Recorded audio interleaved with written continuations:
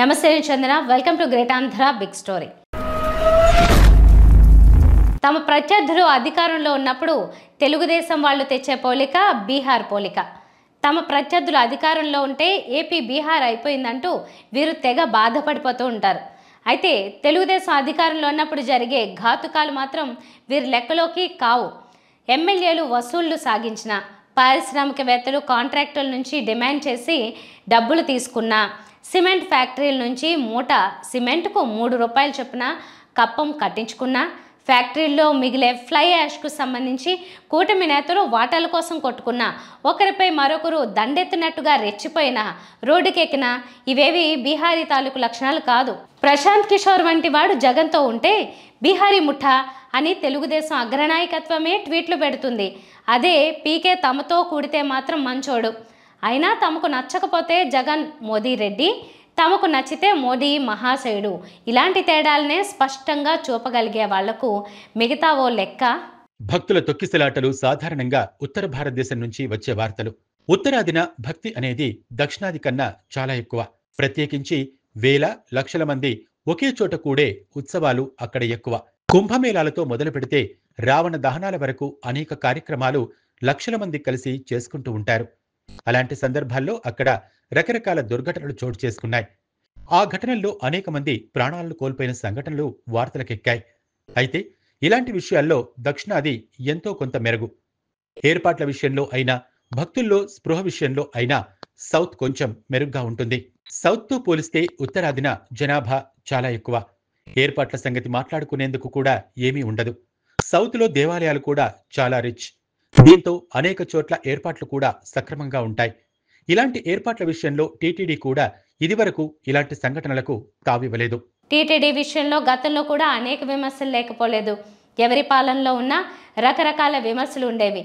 విఐపీల సేవలో టీటీడీ తరిస్తోందనే విమర్శ నిత్యం ఉన్నదే. ఇక పాలనా వ్యవహారాలు విమర్శల పాలయ్యేవి. అయితే ఎన్ని విమర్శలున్నా కనీసం పరిస్థితి తొక్కిసలాట్ల వరకు వచ్చేది కాదు. అయితే తొక్కిసలాట ఘటనలో టీటీడీ చరిత్రలో చెరగని మరకపడింది. ఇది అంత తేలిగ్గా మరుగయ్యే వ్యవహారం కాదు. అసలే సోషల్ మీడియా కాలం ఇది. ఒకవైపు సోషల్ మీడియాలో మత యుద్ధాలే జరుగుతూ ఉంటాయి. అవెంతవరకు వెళ్ళాయంటే మీ దేవుడు ఇది అంటే మీ దేవుడు ఇది అనేంత స్థాయికి దిగజారి కొట్టుకుంటూ ఉన్నారు జనాలు. పరమత సహనం మాట అటుంచి ఒక మతస్థుడికి ఇంకో మతస్థుడు చులకన అయిపోయాడు. మీ దేవుడు అలా పుట్టాడా, మీ దేవుడు ఇలా పుట్టాడా అంటూ వాదులాడుకుంటూ ఉన్నారు. ఇంతలా శాడిజం పెరిగిపోయింది. మతం అనేది వ్యక్తిగతం, ఎవరి నమ్మకం వారిది.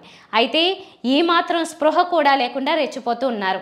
నీకు ఇంకో మతం నచ్చాలని లేదు, నువ్వు వారి సంప్రదాయాలను సమర్థించాల్సిన అవసరం లేదు, అలాగే వారి నమ్మకాలు నువ్వు హేళన చేయాల్సిన అవసరమూ లేదు. వారు అలా చేశారని ఇలా చేశారని హేళన చేయడం చాలా సులువైంది. మరి వారిని నువ్వు అలా హేళన చేస్తే ఇలాంటి ఘటనలను ఇంకోరు వాడతారు. అప్పుడు సమాధానం ఏముంది? ఎదురుదాడి చేయడమేనా? అయితే సోషల్ మీడియాలో ఇలాంటి వీడియోలకు అడ్డు అదుపు లేకుండా పోయినప్పుడే ఫుల్ స్టాప్ పెట్టాల్సిన వ్యవస్థలు పట్టించుకోవటం లేదు. ఇంకో మతాన్ని అనటం చాలా తేలికైపోయింది. వ్యక్తిగతంగా చూడాల్సిన మతాన్ని రాజకీయంలోకి లాగారు. ఆ రాజకీయ ప్రయోజనాల కోసం సోషల్ మీడియాను ఉపయోగించుకుంటూ మతాలను కించపరిచే వీడియోలు తయారయ్యాయి. దీనికి తోడు అన్ని మతాల్లోనూ ప్రవచనాల పేరుతో ఇతర మతాలపై ఈ తరహా దాడులను రెచ్చగొట్టే వాళ్లు తయారయ్యారు. కొన్ని కోట్ల మంది నమ్ముతున్న విశ్వాసాన్ని కించపరిచే హక్కు ఎవరికైనా ఎలా ఉంటుంది? నీ మతంలో నువ్వు ఎంత భక్తుడివైనా అయ్యుండొచ్చు. నీ మతం నీకు ఎంత గొప్పైనా అయ్యుండొచ్చు. ఎవరో మతం మారుతున్నారు, మరెవరో మతం మారుస్తున్నారు అంటావా? మారేవాడిని ఆపేందుకు నువ్వేం చేస్తున్నావు? మతం వ్యక్తిగతం అనే మినిమం కామన్ సెన్స్ లేకుండా పోవటమే కాదు, ఏ మతంలో అయినా వ్యత్యాసాలను రూపుమాపేందుకు జరుగుతున్న ప్రయత్నం ఎంత. వ్యత్యాసాలను రూపుమాపడం పక్కన పెడితే మధ్యయుగం నాటి మతాచారాలను రుద్దే ప్రయత్నాలు ఇప్పుడు అన్ని మతాల్లోనూ ఎక్కువవుతున్నాయి. మత పద్ధతులు కూడా ఆయా కాలాలకు అనుగుణంగా మారుతూ వచ్చాయనే విషయాన్ని కావాలని విస్మరించడం కూడా ఎంచక్కా జరిగిపోతూ ఉంది. సోషల్ ట్రెండ్స్ అలా ఉంటే వేల కోట్ల ఆదాయం ఉన్న చోట భక్తుల విశ్వాసానికి అనుగుణంగా ఏర్పాట్లను చేయలేకపోవడం, ప్లానింగ్ లేకపోవడం కూడా ఒక రకమైన మతదాడి కింద రాదా? పుష్కర తొక్కిసలాటలో 26 మంది మరణించారు. తిరుపతి తొక్కిసలాటలో 6 మంది మృత్యువాత పడ్డారు. అంత నిర్లక్ష్యపూరితంగా వ్యవహరించడంపై చర్యలుండవు.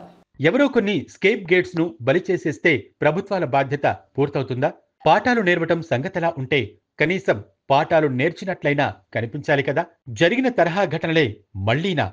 మాటెత్తితే మానవాళికి తనే టెక్నాలజీని కనిపెట్టి ఇచ్చానని చెప్పుకునే ముఖ్యమంత్రి అధికారంలో ఉన్నారు. తను కనిపెట్టిన టెక్నాలజీతో తుఫాన్లనే నియంత్రించానంటూ చెప్పుకుంటూ ఉంటారు. అయితే జరిగే ఘాతుకాలన్నీ వారి హయాంలోనే ఉంటాయి. అయితే వాటిని కప్పేసుకుంటూ ఆయన గోబెల్స్ ప్రచారం చేసుకుంటూ సాగిపోతూ ఉంటారు. డైవర్షన్ పాలిటిక్స్తో అన్నీ మరిచిపోయేలా చేస్తారు. మళ్లీ మామూలే. మరొకరి హయాంలో ఈ ఘటన జరిగి ఉంటే అప్పుడు పరిణామాలను ఊహించటం కూడా కష్టమే. దాన్ని రాజకీయంగా ఎంత వాడాలో అంతా వాడి వదిలిపెట్టేవారు. అయితే ఇప్పుడు ది గ్రేట్ అడ్మినిస్ట్రేటర్ హయం కాబట్టి ఎవరో అనామకులదే తప్పు, పోయిన వారి ప్రాప్తం అది. మరొకరి హయాంలో జరిగి ఉంటే అది పాలకుల పాపం. ఇప్పుడు హిందూ ధర్మ పరిరక్షకుల హయం కాబట్టి పోయినోడు చేసుకున్న పాపం ఇదంతా. హైందవ భక్తులు విరాళాలు, హుండీ డబ్బులతో ఏర్పడిన బోర్డులు, క్యూ లైన్లో నిలబడిన అనామక భక్తులకు రక్షణ ఇవ్వలేకపోయినా వాటిని తమ వారితో నింపే నాయకులు మాత్రం ది గ్రేట్ అడ్మినిస్ట్రేటర్లు, ది గ్రేట్ హిందూ ధర్మ రక్షకులు. నమ్మాలంతే. ఇలాంటివి జరగనంత వరకు వారు గొప్పవారే, ఆ హోదాల్లోని వారే. జరిగితే మాత్రం తప్పించుకోవడానికి తలా ఒక మార్గం అనుసరించడమే రాజకీయం. ఇది వాళ్ళ బిగ్ స్టోరీ. మరిన్ని టాపిక్స్తో కలుద్దాం. నమస్తే.